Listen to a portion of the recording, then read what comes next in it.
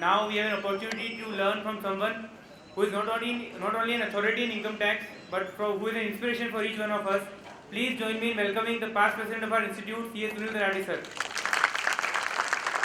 Now I request my colleague Rohit to quickly introduce Sunil sir.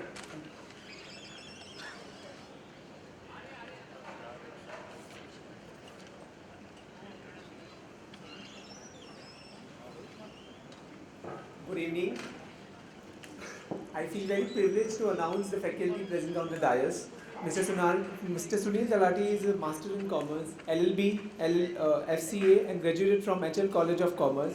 He has held various posts of office bearers like Secretary, Treasurer, Vice President, etc. in Rotaract Club, Junior JSS and Junior Chamber.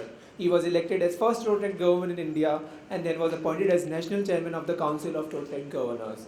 Doing practice under the name Talati and Talati, having office at Ahmedabad, Anand, Baroda, Surat, Mumbai and Delhi. He was the executive member of Income Tax Bar Association in 1980 and Chartered Accountants Association Ahmedabad and Sports Club of Gujarat, and now is also on board of Karnavati Club.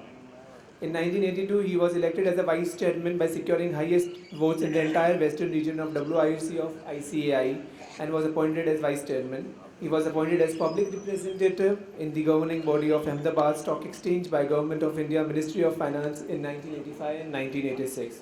He was elected as president of Chartered Accountants Association Ahmedabad for the year 1988-89 and also selected as member of Executive Committee of Gujarat Chamber of Commerce and Industry Ahmedabad for the year 1988 and 1989. He has written several papers on tax laws and has given talks in various seminars, conferences and meetings all over Gujarat as well as all over the country.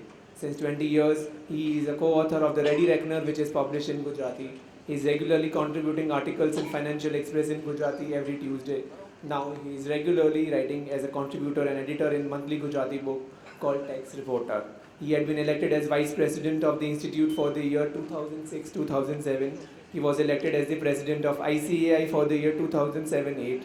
It is for the first time in the history of ICAI that a CA from Ahmedabad had been elected as a President of ICAI. He was elected as a President of All Gujarat Federation of Tax Consultants for the year 2013-14. He has been elected as a Governing Council member for Accounting, Auditing and Bookkeeping Services sector governed by SEPC set up by the Ministry of Commerce and Industry, Government of India for the year 2015-16. It is first time in the history of Gujarat that a chartered accountant has been elected from the state of Gujarat as a member of such a reputed institution. With this brief introduction, I would request C.A. Manan Shah to kindly present a bouquet and a memento to the sir.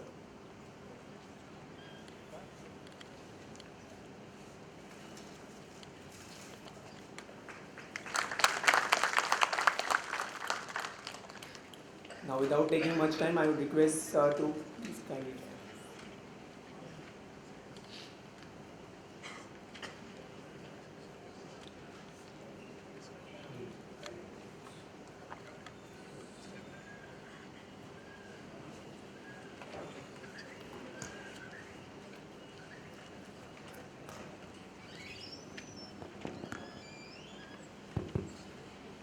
A very good evening to all of you, my dear friends, professional brothers and sisters.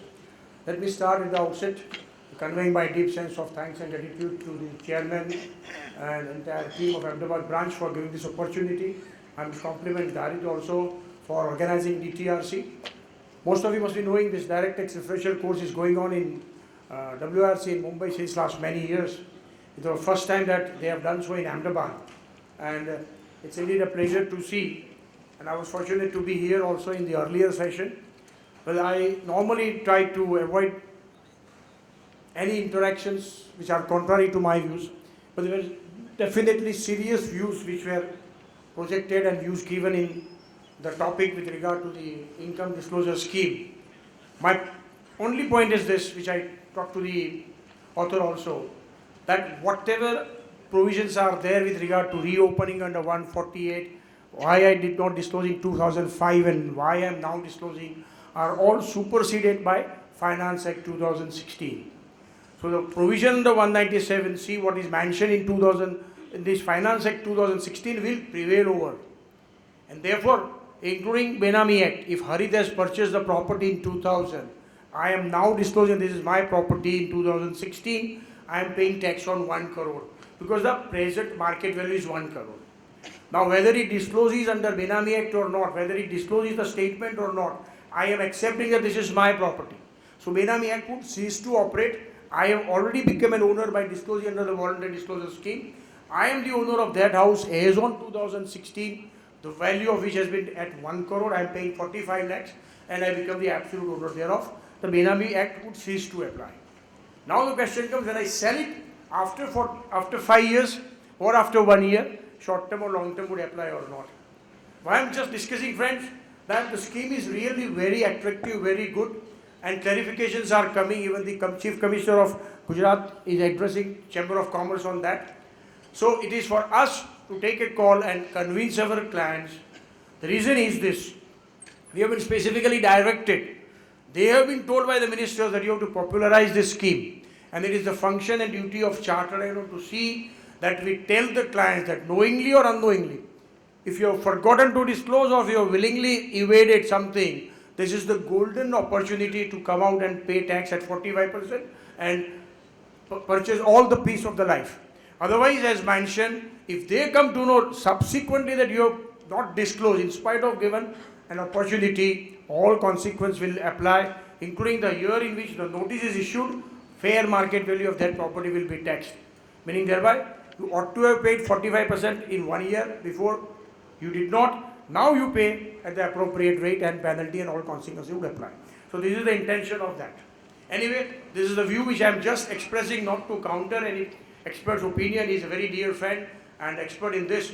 But idea of conveying this was, friends, to start with is that it's really a good scheme and it is in line with the directions of Supreme Court, not giving any benefits to the tax evaders either too. And that is the topic of the evening also, section 56(2).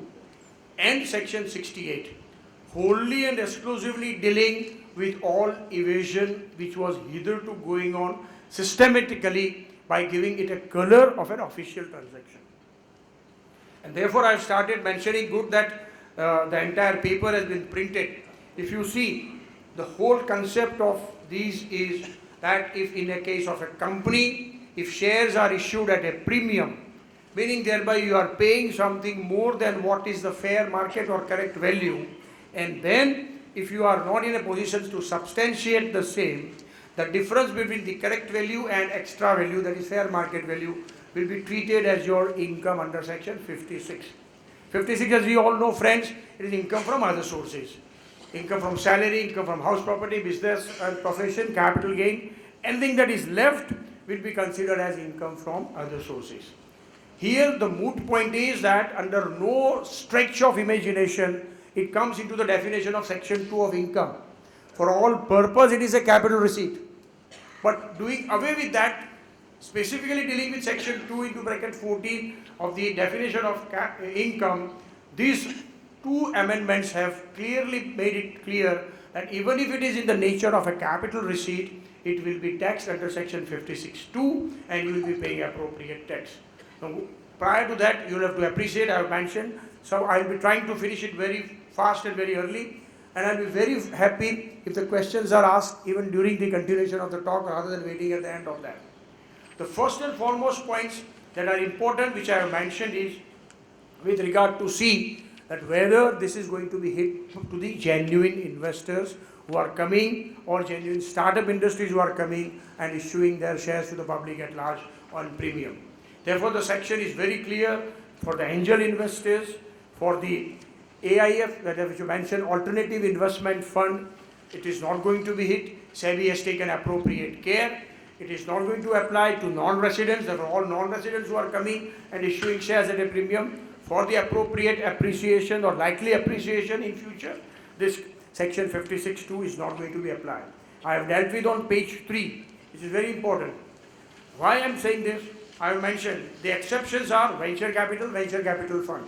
Those who are genuinely investing, they are attracting the investors, making their investment, and when the appreciation goes, they go out of it.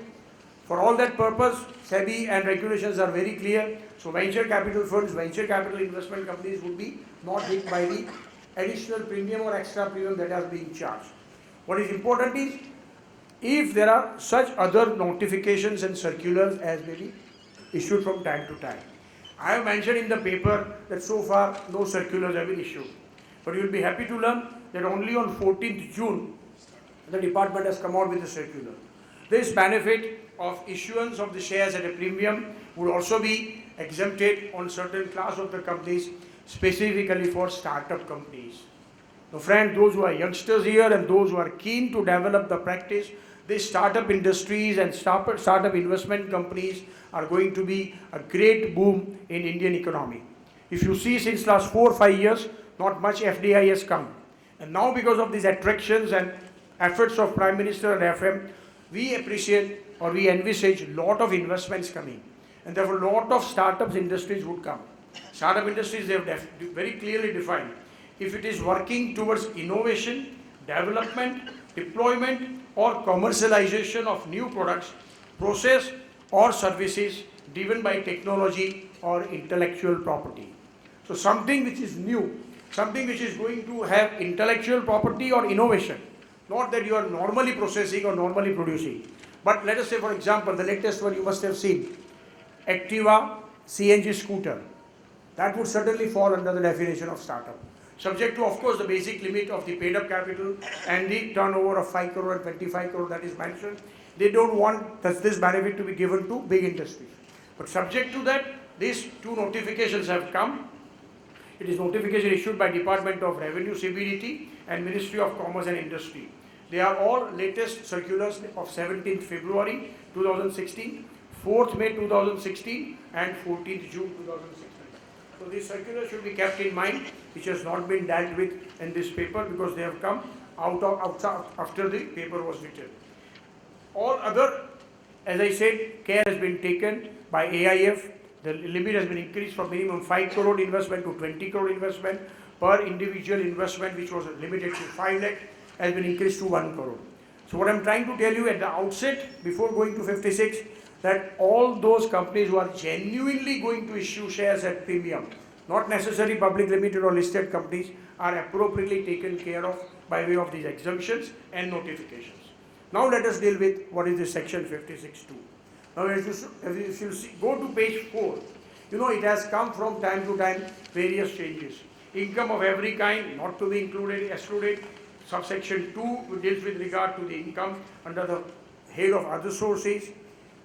Importance starts from 5, 6, 7 and in 7 we are going to deal with 7A, 7B and 7C. Any sum of money which is received without consideration, the value of which exceeds 50,000, whole of the aggregate amount will be taxable. Immovable property they have mentioned, without consideration, the stamp duty value of which exceeds 50,000, stamp duty value of the immovable property would be taken. I did not take you on that because it is absolutely in parity with section 50C. So anything that is given at a price which is less than the fair market value, the difference will be considered as an income. The exemptions are like the gift received or such consideration of immovable property, etc. Properties received from the relatives. Now relatives I have clearly mentioned on page 6 and 7, and there is a chart also on page 8. See, there are a lot of time members are telephoning and asking, Fua pasidi lidiyo to exam ganai ke nahi? Fui pasidi lidiyo to exam ganai ke nahi? See, if you go to the definition, linear ascendant, linear descendant to 3 layers, go upward, include yourself, include spouse.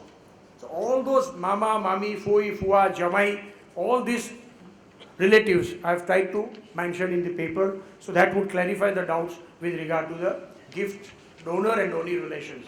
So I am not dealing with that also. Now let us go to what is most important, 56 to 7B1.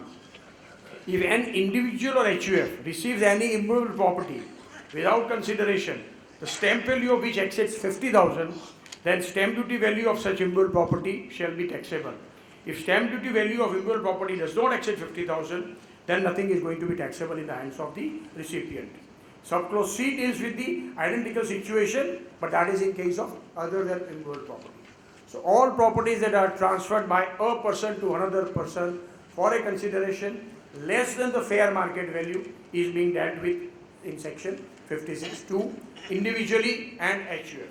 Now what happened? People started receiving these gifts or properties, both movable and immovable property, in the stature of firms and private limited companies. So therefore, the amendment is also made subsequently so as to include partnership firms as well as limited companies. But important point here that I have mentioned on page 9 is that even after this amendment, including individual, HUF firms and limited companies, the stature of AOPs are still not mentioned. So AOP, in my view, are still excluding in this, and if an association of persons receives, whether specified AOPs member shares are specified or member shares are not specified, is an issue which will lead to debate.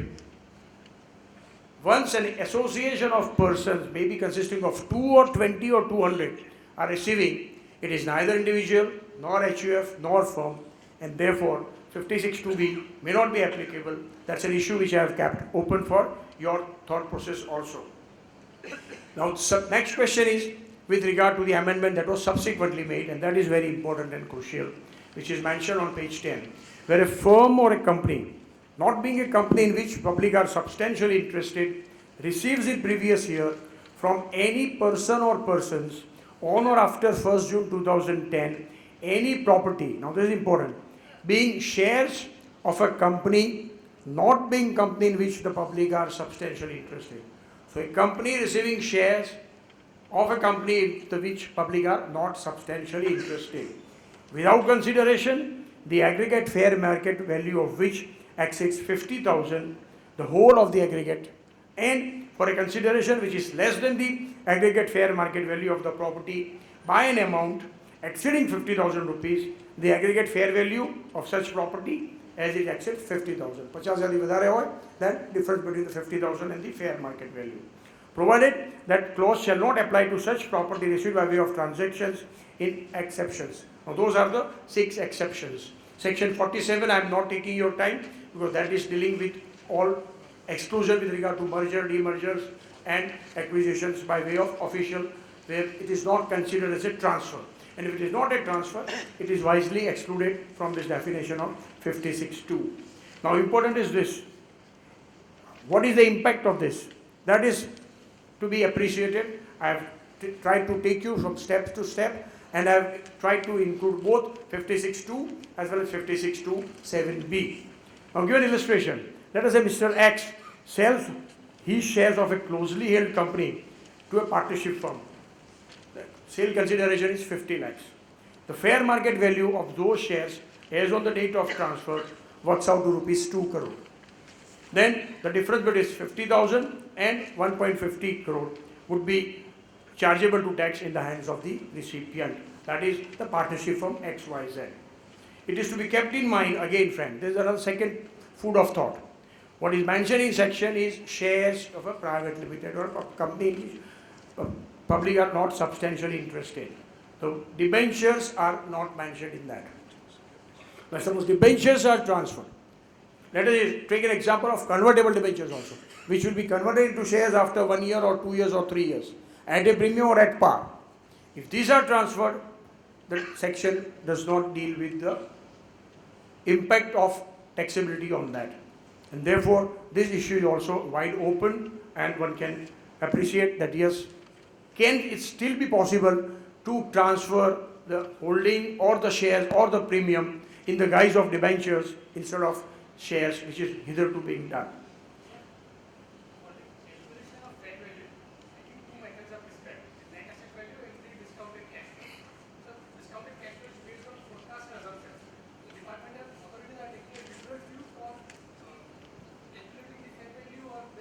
Yeah, see, I have in my last 3 pages given the example also of calculation.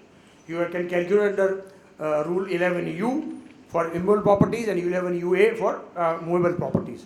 Now, fair asset value on the basis of the balance sheet on the date of transfer, you have a right to replace the fair market value on the date of the transfer by taking appropriate fair market value of each of the assets, or you can go for DCF value, discounted cash flow method. If you see the working, there is hardly any difference. So, what is the base suitable? The section says out of this, whichever is higher is available. So, whatever is the working out in discount, normally the discounted cash flow calculation would be always higher than the calculation done under rule 11U. That you can find out from the example also. So, one can certainly go for DCF calculation also. Now, important point here, those exemptions gift received from relatives. Relatives I have already dealt with. All definitions and chart has been given. Second exemption is gift received at the time of marriage of an individual is exempt. Here I have mentioned that there are questions coming from young chartered accountants. What exactly do you mean the gift received at the time of marriage? At the time of marriage means only on when the marriage is being functioned, सात फेरा फरता हो त्यारे, reception हो त्यारे, or at any other time. The wording using at the occasion of the marriage. If you read the wording of the section, on the occasion of the marriage. So gift received at the time of engagement, gift received at the time of ring ceremony, or subsequent gift received is certainly not envisaged in this. What is envisaged is only on the occasion of the marriage. Now, occasion of the marriage, the gift received can be earlier, on the date of the marriage, or subsequently. Because if I am not going to attend, I know for sure that I am out of station, I may send the chandlo in advance. If I am in the station and going to attend, I will be giving gift at the stage.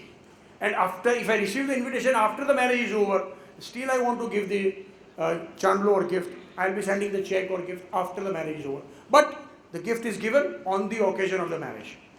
So important is that yes, there has to be a clear indication by the recipient that whatever was received was on the occasion of the marriage only. Second important point, once the marriage ceremony is over, the bride and bridegrooms are declared as husband and wife, and then the gifts are received. Can it be claimed that yes, me as a husband and she as a wife, we both have received this gift, and therefore the gift is in the nature of HUF? Another third food of thought. Because now after the Hindu Succession Act amendment, you did not have the old decision of Supreme Court has very clearly said that yes, there need not be a third person, a male or a female for family. Family means a definition of two persons, plurality of persons, and therefore it is an HUF.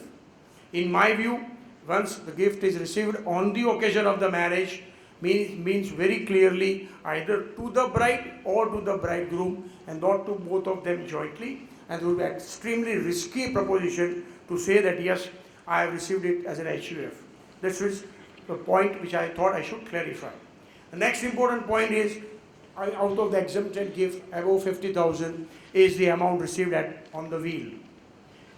Person dying, Sir, not necessarily. Yeah. so on the occasion of marriage, if the father credits an Sorry? amount, if the father of a son who is recently married, if he credits say rupees 10 lakh rupees received on the occasion of marriage, whether it would invite the liability in the hands of the father?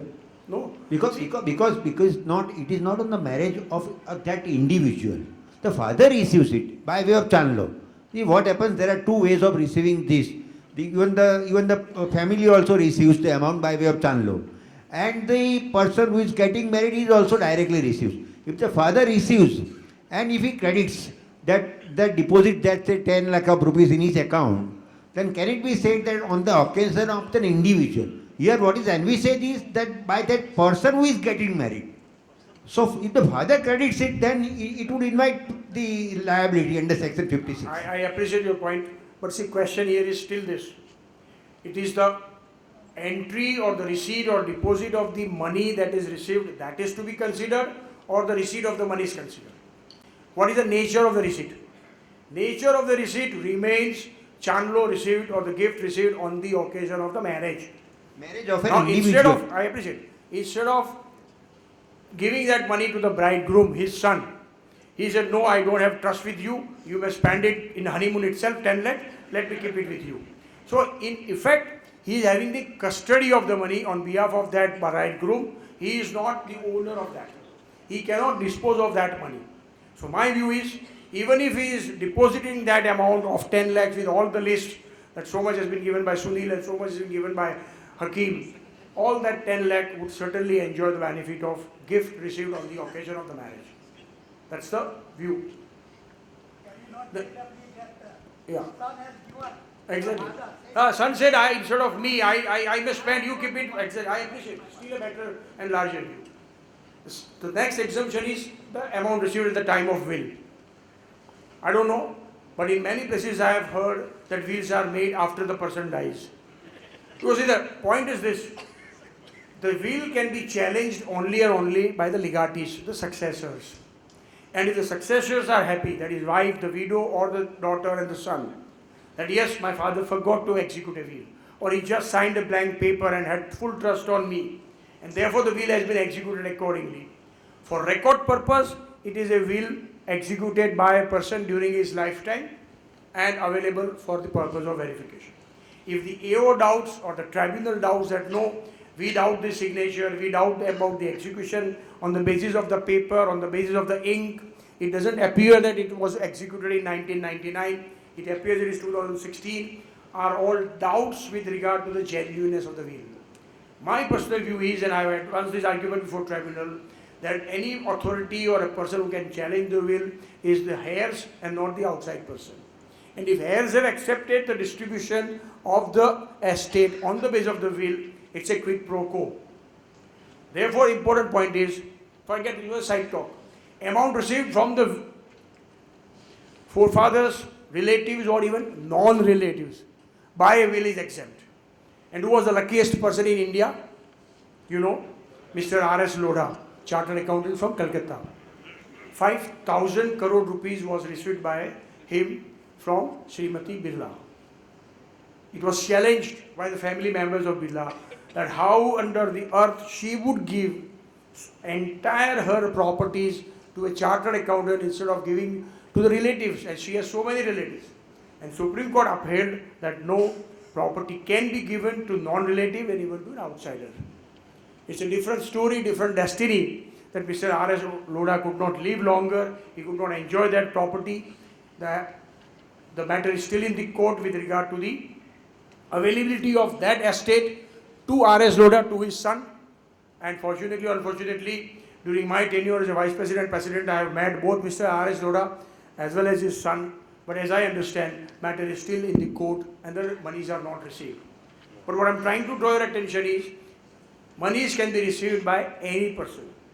So there is nothing surprising if your client receives 10 lakhs of rupees from a person who is living in Rajasthan, in Jhunjhunwala or Sardar Shahar. He doesn't want to give to his son or daughter. He feels they are not under his control. Son and daughter agrees that yes, this the will of my father is correct. We are unfortunate that he has not given anything to us and he has given to this client. That's a final decision. Third important point is the gift given at the time of death. Gift mortis causa, as we had learned during our college time. This has happened in India, by and large it happens in England. But it is still mentioned here because we have by and large inherited English law. Anything that is gifted on contemplation of death, I am going to die, I am about to go die. You know, certain time it happens when the heart, chest pains, you also sometimes feels the time has come. So there may be an illness, there may be seriousness, or that may be occasion when you feel that I have not yet prepared my will, all my family members are with me, and let me give gift to all of them. And in the presence of witnesses or relatives, he would give, okay, this is yours, this is yours, this is yours. For that, of course, you should have appropriate evidence. But such gifts given in contemplation of the death is also considered as an exemption. But suppose You must, suppose the person who is contemplating the death come out and he lives, then what will happen? How the one has to prove that the gift is given in contemplation of the death? How can it be proved? doesn't seem so. Appropriate evidence is required. The evidence could be in the shape of the doctor or lawyer who is present there, or the relatives' affidavits that yes, we all were present, 7 people were there, and in our existence or in front of us, this gift has been given to it. That's a sufficient evidence. Because you are very right. Person is contemplating death and therefore is giving gift, and immediately after giving gift he dies. So there is no evidence. So only evidence is other persons. I'm sorry? If he survives, there is no question. If he survives even for 10 years, there is no question. But problem is, if he is giving in contemplation of a death, to whom, that would be very important. Because in contemplation of a death, he is giving a gift to pure an outsider who is not in definition of relative of section 56(2). Then certainly the question would arise, whether that gift was genuinely in contemplation of death or it was a planning. He was not going to die, but still he wanted to give gift, be outside section of 56(2), and therefore he has given the gift. So that would be a difficult situation. what is contemplated in gift, mortis causa, it's a Latin phrase, is genuinely you are on a deathbed. You are not competent to further execute your will, or you are not sure with regard to your further survival, and therefore the gift is given immediately. But sometimes some miracle they can take place. So that Exceptions would be always preferred for the interest and benefit of chartered accountants and lawyers. That would certainly go. Sir, one question. Yeah. Sir, taxability of bonus share, how do we take it under 56 2? Sorry? Taxability of bonus share, sir.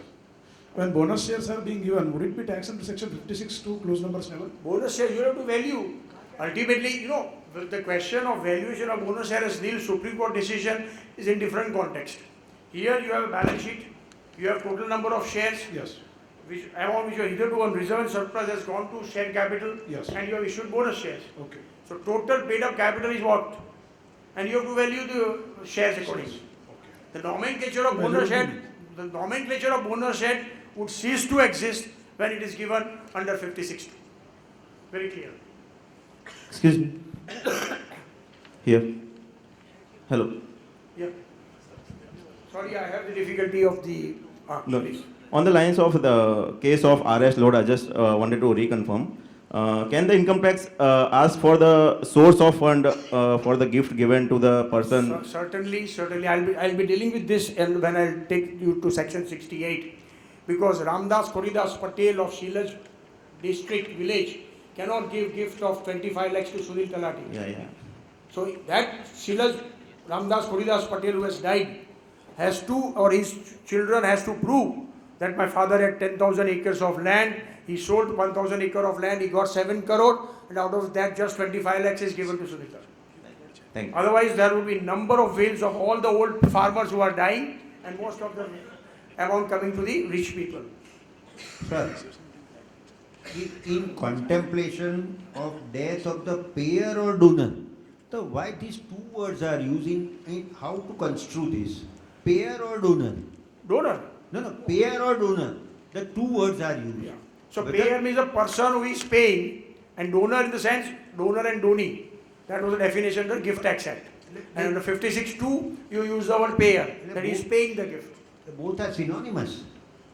I mean, I don't see material difference. Because two, as the I appreciate. as the case may be. So the language ends there in As the case may contemplation be. of the death of the payer or donor, as the case may be. So the two different personalities are contemplated. They are not synonymous, but I don't see material difference, because when there is a donor and donee, the element of gift is there. If you go to the original definition of Gift Tax Act, right? Given by the donor without consideration, out of natural love and affection. And pay is the payer and the recipient. Then I have mentioned the consequences of the recipient donee at the time of sale of such immovable property, section 49(1) and 49(4). That yes, if you receive, which was there on this declaration of income also, once you are receiving the gift, you put your shoes in the your leg in the shoes of the donor. So his holding will be considered when you are transferring, and his cost or 1481 will be considered for the purpose of transferring the property and working out the capital gain. I have also mentioned earlier, clubbing of income would continue to apply. So even if the gift is received by the recipient, if it is son's wife or minor children, the provision of section 64 and 64(1)(a) would continue to apply. Clubbing provision would apply. But to this extent, it is less. Now, interesting question from what you asked. I had received many questions. That if a person receives 50,000 rupees only exactly, and is lucky to receive 4 gifts, husband, wife, son and daughter all, from a person in a particular year, so he gets 2 lakh rupees in 1 year. Say from X or Y, not related. Exemption is up to 50,000 rupees. So he is receiving gift of 50,000 only. Therefore, it will be outside the purview of 56(2). So in his capital account, he will show, I have received gift from so 50,000, therefore exempt. All 4 will show accordingly. Here again, the onus of proving the capacity to give the gift by an outsider who is not a relative is on the recipient. And if he fails to discharge that, it will be added under section 68. So that I will be dealing with you when I deal with section 68 and 115(e) with regard to the taxability thereof. So now, it is just not possible to say that yes, I was receiving the gift, or I have received the gift of 50,000 from a non-relative, and therefore treat it as an exempt income. Now let us bisect the entire section 56.2 as I mentioned on page 15, effective from assessment year 14-15. In the case of SSC, who has entered into an agreement, now this is very important. You have to take the fair market value and the definition of transfer, and for the purpose of 56, the date on which the gift is given or the amount is transferred for a consideration which is exceeding 50,000 rupees. But genuinely you have entered into a Banakat, agreement to sale, and the execution of the deed is done subsequently, by which say 6 months or 2 years time has passed and market value has increased. That exemption is very nicely given. That yes, if you have executed a Banakat and in that Banakat amount is paid by an account paid check or account paid draft, then that value will be considered and not the fair market value on the date of the transfer. This is a very important amendment which has been given. Reason is, stamps are available in the market, notaries are available to sign it, and you can say, yes, I had entered into the agreement or Banakat on 2011. At that time, the price was only 5 lakh, and therefore I had paid 50,000 in cash, 4,50,000 is pending, which I am now paying. To avoid that kind of gimmick, to show bogus Banakats or a bogus agreement of sale, they have very clearly made it that yes, if it is amount is paid as a consideration advance by account pay check or account pay draft, it would be excluded in that. Now let us deal with this. Sir, Yes. in case of gift of immovable property, the fair market value as on the date of registration is to be taken, not Correct. the date of execution. Correct. Registration. Because there is a difference between the I date of appreciate, yeah. sale and date of gift. Correct. The Now, right. in case of sale, the date exactly on which it is executed.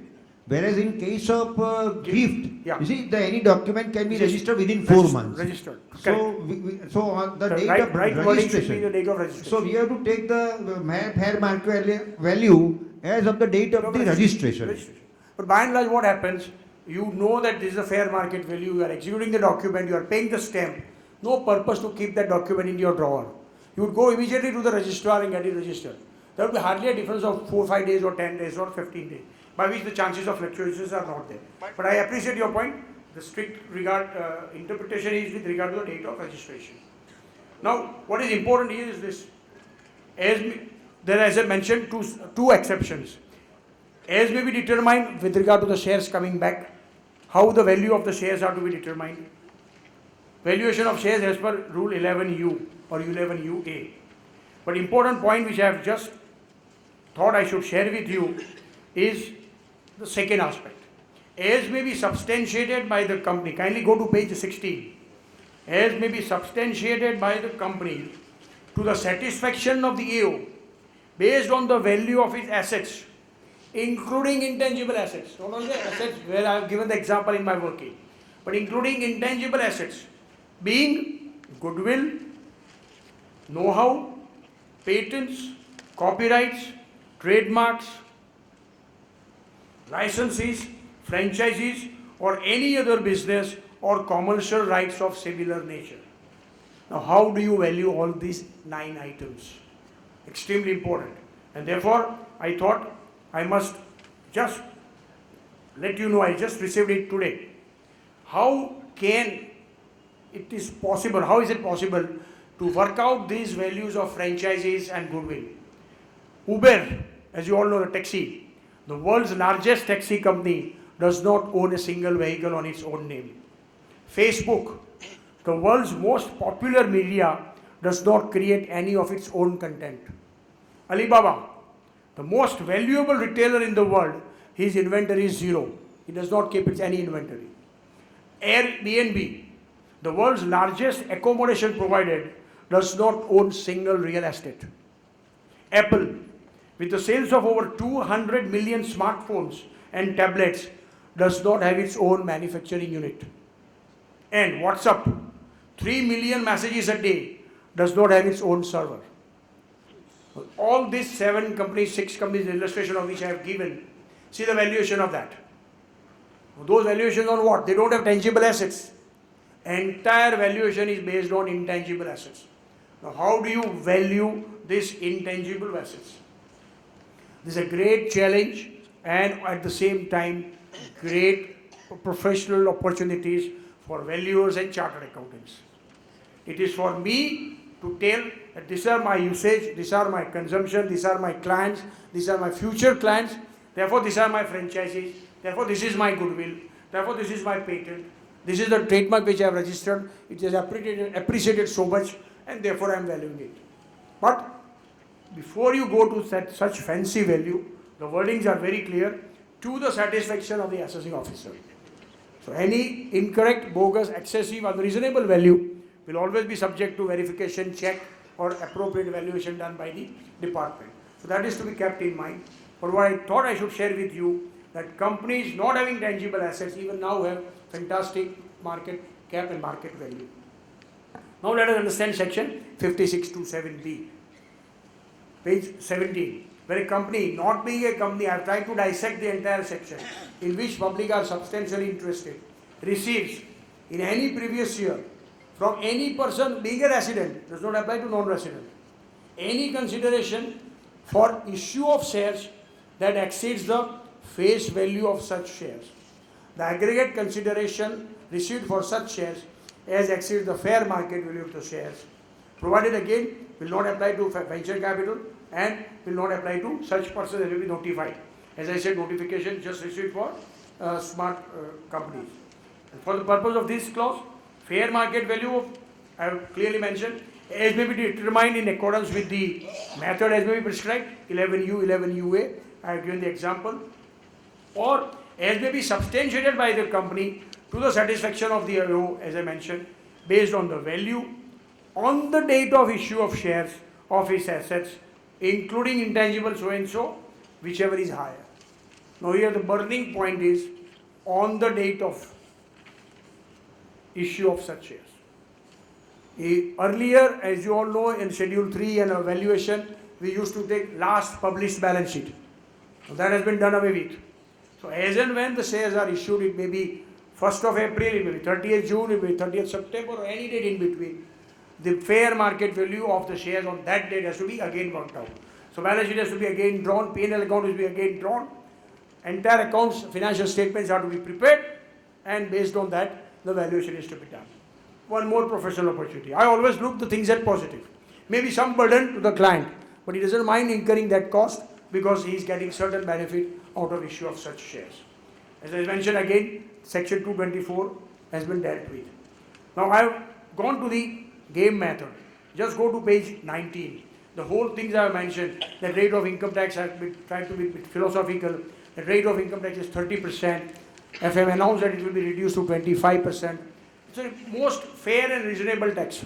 In Pakistan only, that's the country where rate of income tax is 20% on corporate. All over the world, otherwise, rates of income tax are 30%, 40%, and 45 to 48% also. And there is a tremendous compliance as compared to tremendous non-compliance, unfortunately, in our country.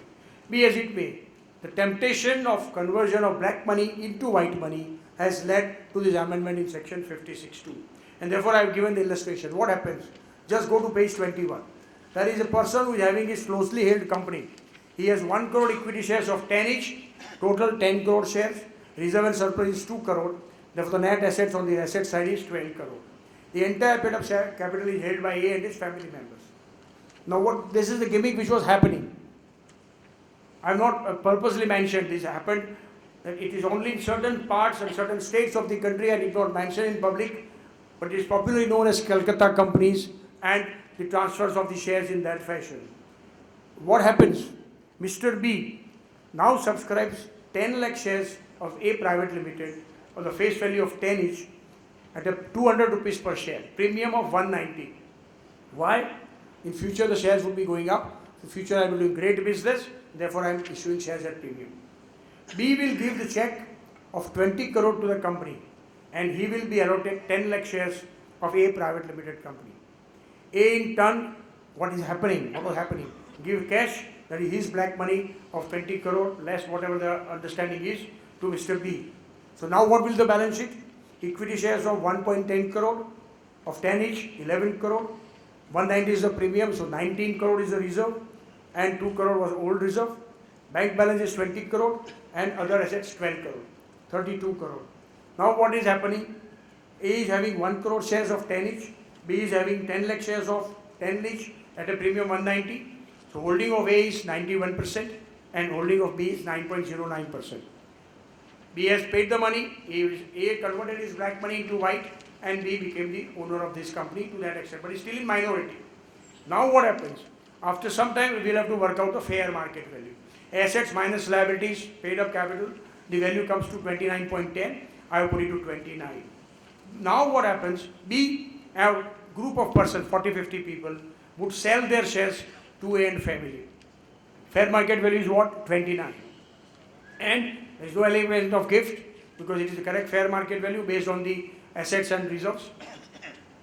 So total gain would be 200 minus 29, 171 would be the loss in the hands of the seller. A and family purchased these shares at 29 and using their 2 crore 90,90,000 rupees. A and his family will have effectively converted 17.09 crore of black money and becomes the owner of the entire share capital. So now the entire share capitals are in the hands of the A, and none of the departments, officers, right up to tribunal were able to do anything, and big way the conversion of cash into check was happening. Now this is clubbed under section 56(2)(b). What is the impact? In the example given now, what is the fair market value? 12 crore upon 10 multiplied by 10, so 12 rupees per share. So effectively 20 crore minus 12, fair market value 10 lakh shares. So 20 crore minus 1.20 crore. So 18.80 crore will be taxed in the hands of the company as income under section 56(2)(7)(b). This is the impact of this. So all kinds of dubious share premium and then conversion of black into white has been substantially taught.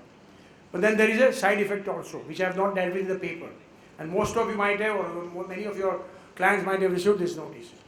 Person who is selling the shares immediately after paying the money, he is getting short-term capital loss. Subject to his other income, he will be able to adjust that. Or later on, the share market value is being played with. Now, department has received information from Mumbai on a broker which was named as Satish Shah, and he confessed that yes, sir, I have so many companies, all are closely held companies. They are listed in the SEBI, but the entire practice of fluctuation of the price is in my hand. I was able to fluctuate the price. So today's 10 rupees shares you purchase, after 12 months, the price will be 400 rupees. There is a long-term capital gain of 310 rupees.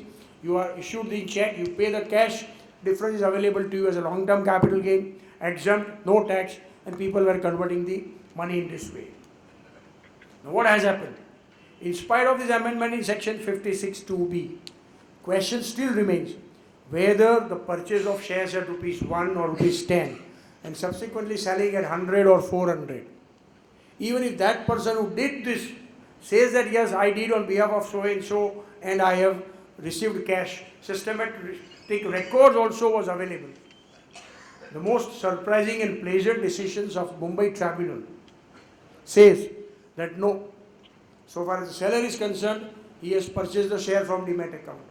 He has issued the check and he got the share.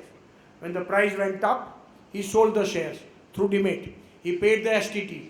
He has received the money by account pay check. That person might have done anything. He may say anything. Is there any evidence that this person who purchased share at a lower price and sold at a higher price has paid any money? Is there any evidence? No chitti, direct, any mail? There is no evidence.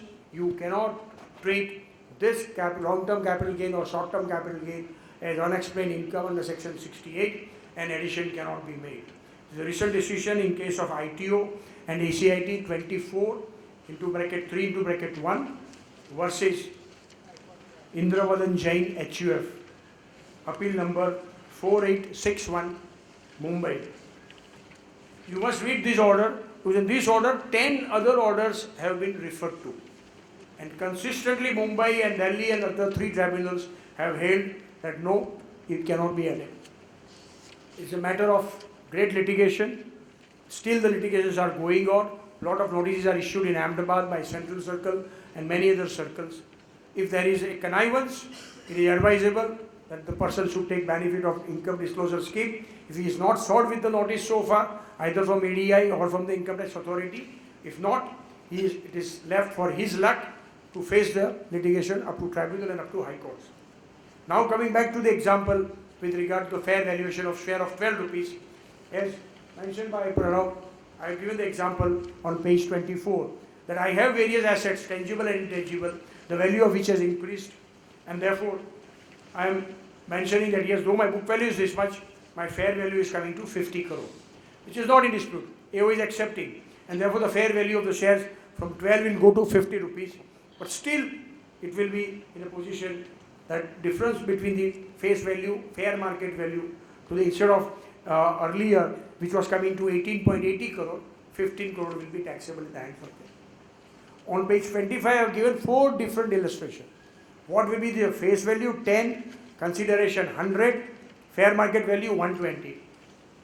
Less than 120, 100 rupees, therefore no addition, but it is 100 and issued at 20, therefore 20 would be added.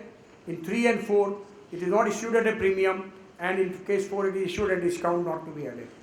But most worrying, torturous point is addition can be made under section 5627B for issuing at a discount, and simultaneously addition under section 68 can also be made. The million-dollar question for your thought is this: is it legally valid and correct to tax the same income twice under 2 different heads? One under the dimming fiction of section 56(2)B, and second under specific section of 68, where I am unable to explain the source and capacity of the person, and therefore addition is made under section 68. This will be a very torturous situation in hands of a company if an assessing officer makes the 2 additions. My personal view is that once you are making addition to section 68, it means you are presuming that everything is mine, and therefore 56(2) should not be invoked. But this is a question which is wide open and would again lead to litigation. Issues arising, I have given various examples. What happens if the money are received on 30th March, shares are issued later on, no question of taxability. If company is widely held at the time of receipt of the consideration, subsequently becomes closely held, again no question of tax liability. Companies are closely held at the time of receiving, but subsequently becomes public, even on that, unfortunately, the clause will apply and company will be hit with that. So whether consideration received is kind, taxable under this law. So this is important, friends. We have talked and dealt with the areas where monies are received in cash or monies are received for shares. But take an example where the amount is received in kind, and in kind means not necessarily some assets, but the nature of the kind is the shares. Meaning thereby in case of mergers and demergers where revaluation is done, and 2 companies are being merged, which are closely held companies, and the SSEs who are shareholders are receiving shares in excess of the fair market value of the transferee, that is demerging company, amalgamating company, and AO feels that you should have received only 100 shares at ₹1,000 each. Instead of that, you have received 1,000 shares at a value of ₹2,000. The difference I am going to tax you under section 56(2)B or not. For the assessment year 14-15 in Pratyaksh Kar Bhavan, a huge addition of about 170 crore has been made under this dimming fiction of section 5627B. I don't know to what extent the addition is correct or not, but there is already a live case where the assessing officer has invoked 56(2)B on the ground that section does not say that it applies only when the amount is paid or received in check or by cash. And therefore, even if it is received in kind, according to him, section 56(2)B or 56(2)(7)B are applicable. In short, idea is that you cannot issue shares at a premium unless you are able to justify the premium. Question number 1. For justification of premium, you have to have fair market value of the assets. For fair market value of the assets, you have to have justification of the tangible assets, appropriate values value. For intangible assets, again appropriate methods to convince and to satisfy the assessing officer with regard to that. If not, it will be added in the section 56(2)(7)B. As simple. And therefore, all the gimmicks with regard to this will stop. Now let me straight take you to section 68. Very simple section, in act since years, but very, very important, vital, and it has tremendous effect on number of issues. I will just deal with in 15 minutes and then I shall close. The section says, when any sum is found credited in the books of the SSC maintained for any previous year, and SSC offers no explanation about the nature and source, or the explanation offered by him is in the opinion of the AO not satisfactory, then sum so credited will be charged as an income tax of that person and the year in which such sum is found credited. Now what is happening? In case of company, I have given the illustration on page 23. You go to 2,000 people in Gulbai Tekra, all those who are making Ganpati, tell them that okay, I'm paying you 2 lakh each, deposit in your bank account and issue me a check in my company's favor. I'm going to issue the check, issue the shares. So all those 2,000 or 200 Chupar wala people who don't have taxable income, or rather they have problem of eating at the night, they are subscribing to your share application, issuing you the check. After the bank account is opened by you on his behalf, you apply for PAN number, immediately the government will issue the PAN number. So that person now has his Chupar number, Aadhaar card address, he has his PAN number, he has his bank account number, and you have received the money by check. So all 20 crore rupees of your cash you are paying to these people, and they are in turn giving you in the name of the company.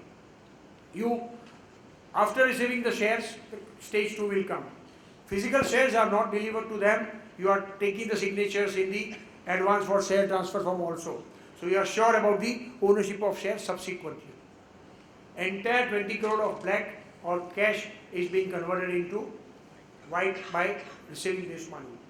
AO feels this is not correct. All this money received in the name of the company. I doubt the genuineness of the shareholders.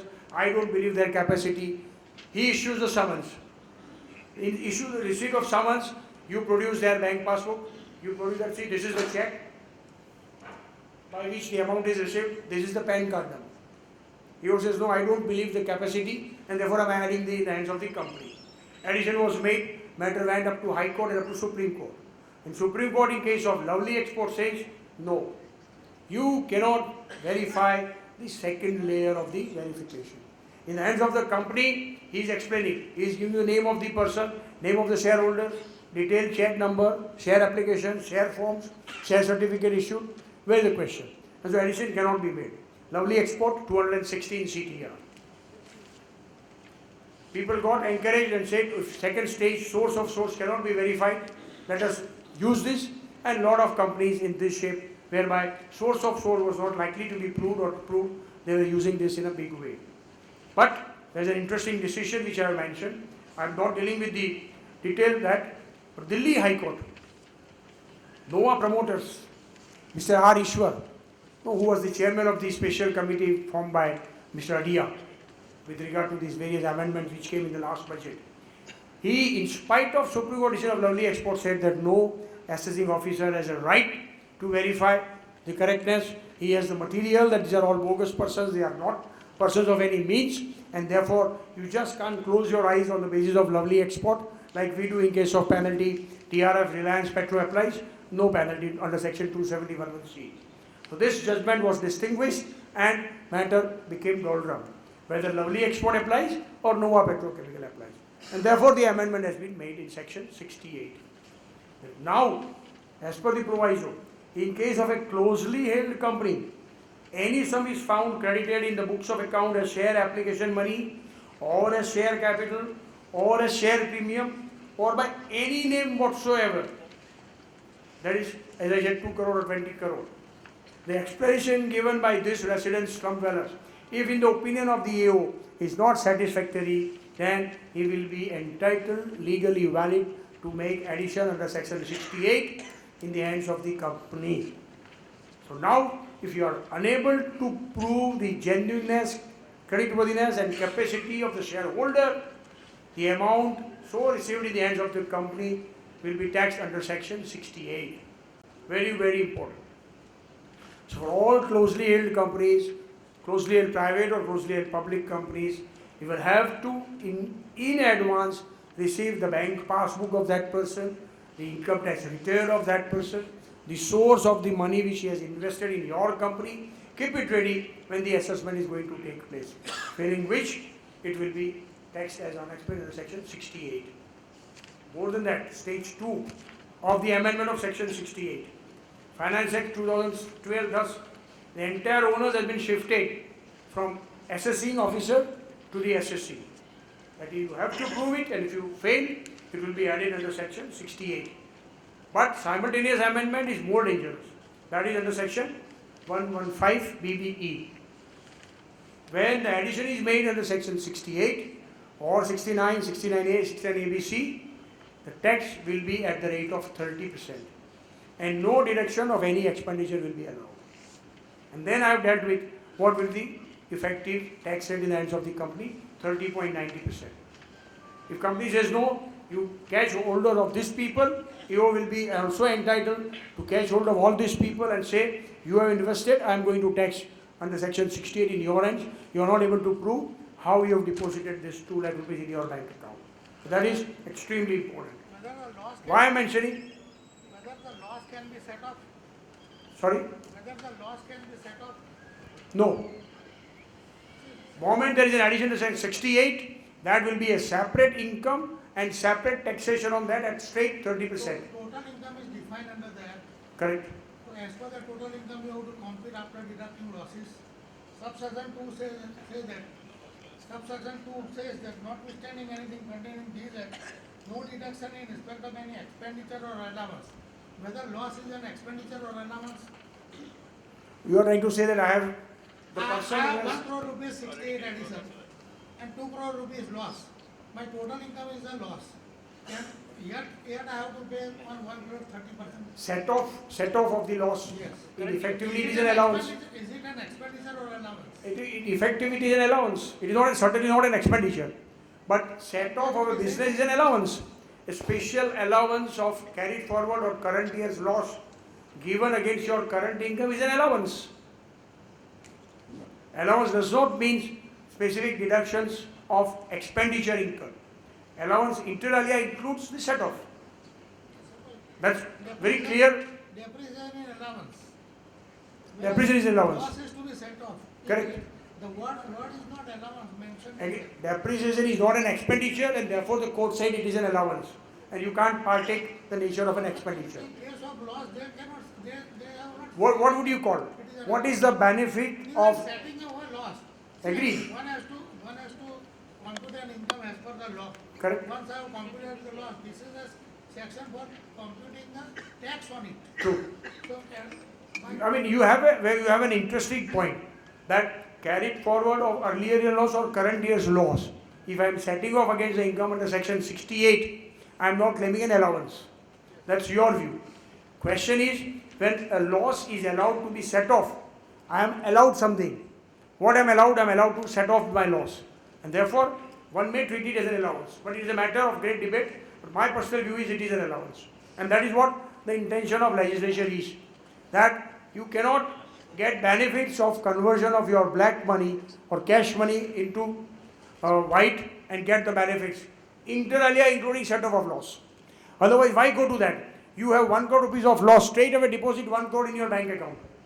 Is it, sorry sir, somebody deposit, I don't know, I am offering as my income. So 1 crore loss, 1 crore I am offering my income nil. No. From where did you get this 1 crore in your bank account? Owners is only you. That's the intention of the legislation. Exactly. So, I mentioned, people used to create fights. That's the loose word. That this lady, this HUF is in tuition. She is expert in embroidery. She is making vadi papda in khakra and average income is 2 lakh rupees, 2,50,000 rupees. So you show the income, now the minimum taxable income is 250. So you show the income of 2,75,000, pay 1,800 rupees token tax and cash of 2,75,000 is deposited in bank account. Now you will say, wait, let me check whether she really knows what is the shape of khakra and vadi, whether she is competent to make khakra and vadi. If she is, show me the evidence where she has sold, who are your buyers, where did you get your raw materials from.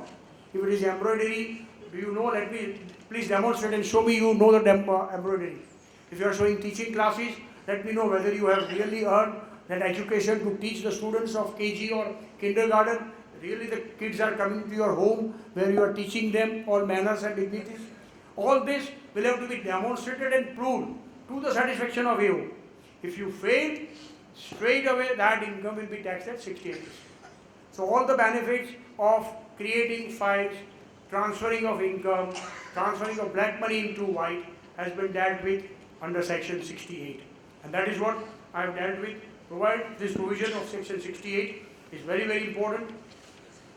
Unfortunately for the department and fortunately for the SSCs, there are so many decisions which I have mentioned on page 37 that even if addition is made under section 68, penalty under section 271(1)(c) cannot be levied. Sir, I am telling you I have genuinely earned. I have genuinely made khagra, I have genuinely made papad. You are not believing. Okay, add it. But where is the concealment? I have genuinely received the deposit from that person. He declared, he filed an affidavit. He appeared before you and said, yes, I have given. You are not believing. Okay, don't believe, add it. But where is the question of 271(1)(c) penalty? And right from Gujarat High Court to number of decisions they say, yes, section 271(1)(c) penalty cannot be levied. So people are happy that okay, no penalty, I pay 30% tax and I am able to convert. Now, I therefore purposely added the new definition of underreporting of the income and misreporting of the income. That is very important.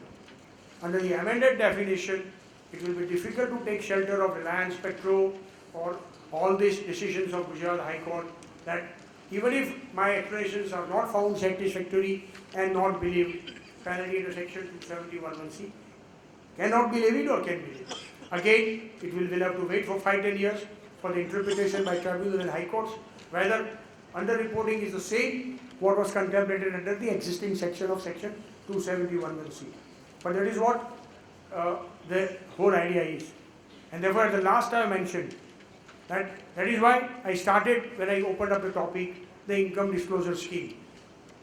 Friends, the time has now come when we can see the attitude of the ministry, we can see the attitude of Revenue Secretary that they are now taxpayers friendly.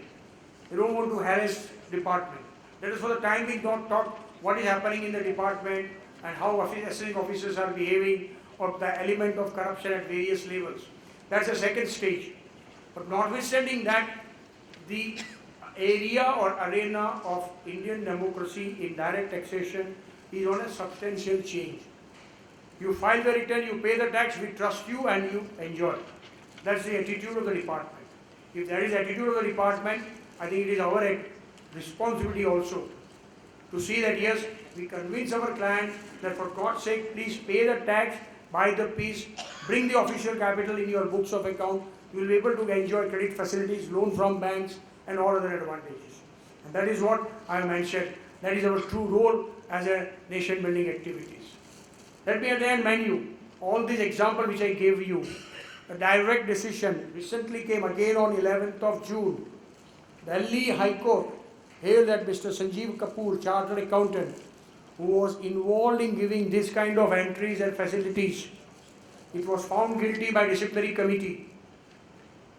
Matter went to the council and council punished him for removal of his membership for 7 years. He preferred the appeal and department also preferred the appeal to the High Court.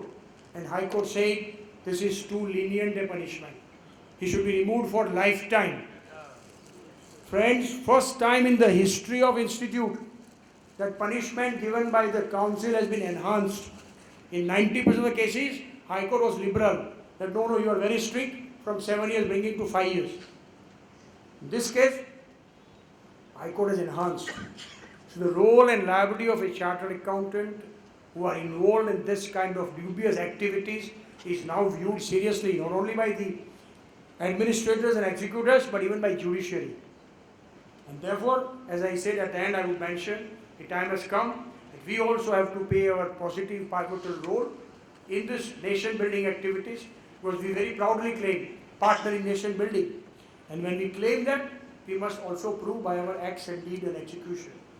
And therefore, let me end, friend, as I always do, as a chartered accountant, we are really lucky and happy to get these benefits and exposure of direct taxation besides other topics. And therefore, I adore my profession, I salute my institute, I respect my council, and I am proud to be a chartered accountant, friends. Thank you so much.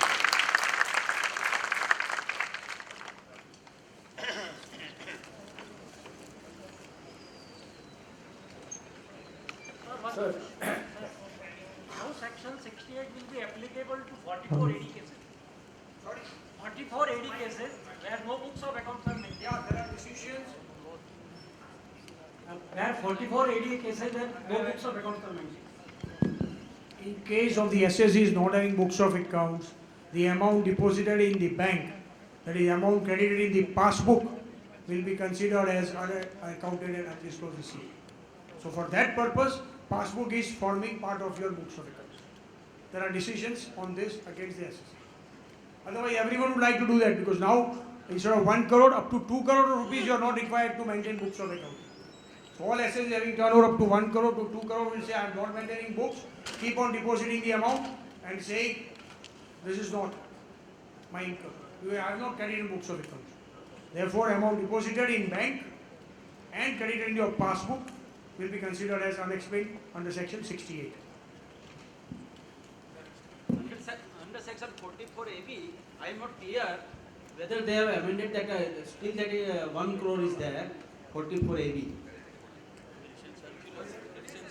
See, I appreciate that was the biggest discussion going on after the budget. And wording used in section 44AB were not satisfactorily drafted. And therefore they have come out with a circular. Instead of making an amendment, they have come out with a circular. Up to 1 crore, 4480. 1 crore to 2 crore, 4480 if you want. If you don't want, go for tax audit. Very clear. So our clients will be reduced. Any more questions? So it's my utmost pleasure to propose a vote of thanks on behalf of everyone present here.